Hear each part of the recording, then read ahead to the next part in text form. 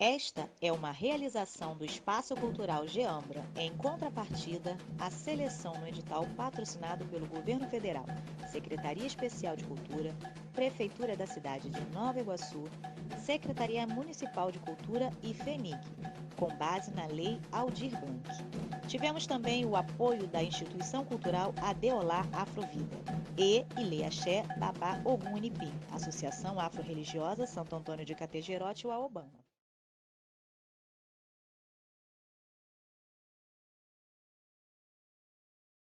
A construção social e cultural brasileira tem sua origem no encontro dos índios nativos com o branco europeu. Contudo, a presença dos povos africanos a partir da escravidão praticada por quase 4 séculos trouxe a verdadeira influência para a formação cultural do país. Algumas preferências alimentares, de vestes e acessórios africanos fazem parte dessa formação. Todo elemento da cultura africana aplicado à sociedade brasileira se origina a partir de mitos e contos de divindades cultuadas em África.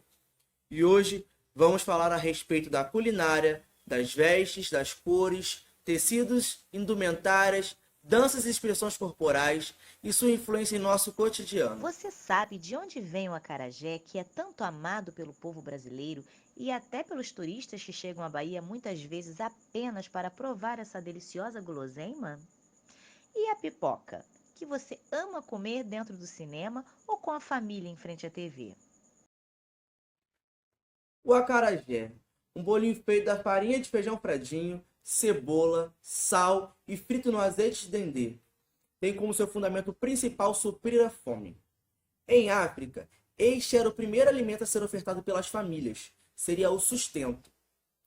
O que nós podemos fazer é uma analogia com o que aqui no Brasil chamamos de o pão de cada dia. A cultura africana se tornou uma religião que cultua a ancestralidade.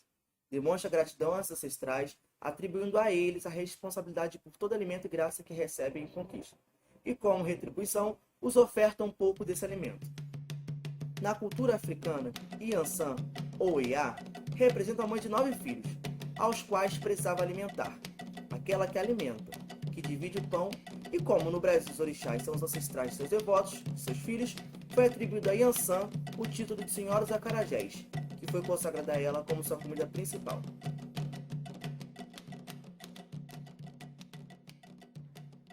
Acarajé vem do Yorubá acará, que significa bola de fogo, somado à palavra jé, que significa comer. E segundo contos e mitos, nasceu da história de Yansan com Xangô, de quem era esposa. Nesse mito, Yansan, orientada por Ifá, preparou os bolinhos de feijão fradinho e os ofereceu ainda quentes a seu marido Xangô. Porém, antes de oferecer a ele, curiosa, Yansan experimentou um. Quando ambos começaram a falar ao seu povo, expeliram labareda de fogo pela boca. E a pipoca? Pipocas são flores que silenciosamente curam dores. Está aí a cerne principal desse alimento. A pipoca tem um fundamento representativo com a cura, principalmente de feridas e chagas, com o livramento, com a comemoração, com a festividade, com a transformação.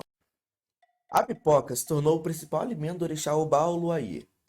Traduzido para o português, significa Obá, rei, Olu, senhor, Aiê, terra, rei, senhor da terra, ou em sua fase mais velha, conhecido como Omolu.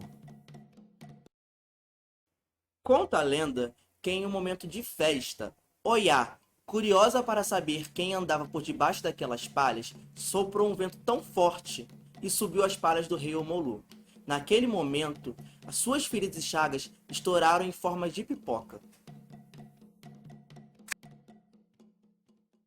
O povo africano, em geral, é essencialmente alegre e gosta de expressar toda essa alegria.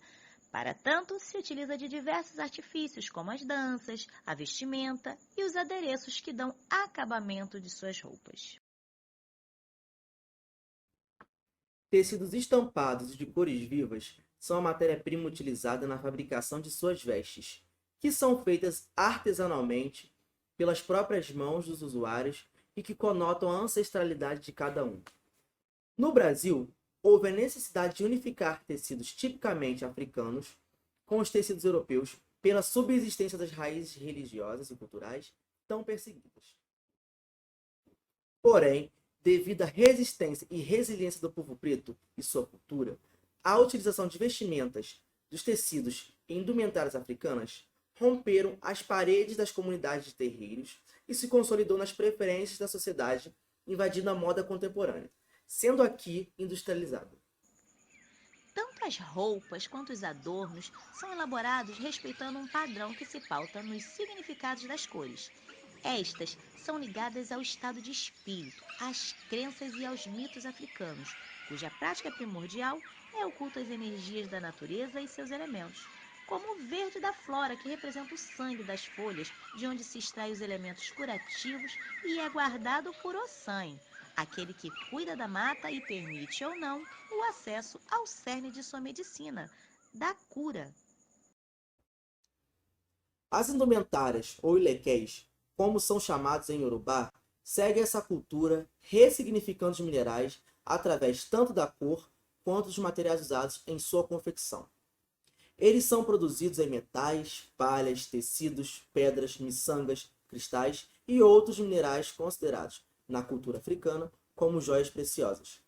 Sendo a mais valiosa delas o búzio, que até então era moeda comercial entre tribos.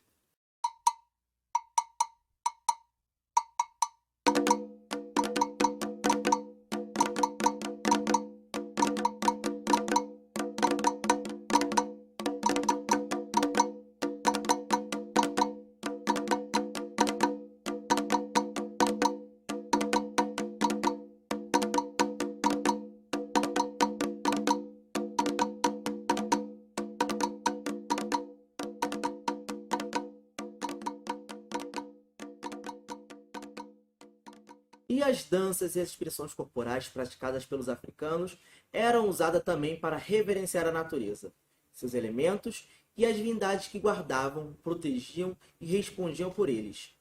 Eles seguiam os costumes e crenças de cada tribo e povo do vasto continente africano, e assim veio e se propagou no Brasil, como samba, maracatu, jongo, afoxé, entre tantos outros. Elas têm a função de demonstrar as fases da criação, das conquistas, das diversas lutas travadas pelas divindades em prol da proteção da natureza e da humanidade, e também de demonstrar agradecimento e devoção.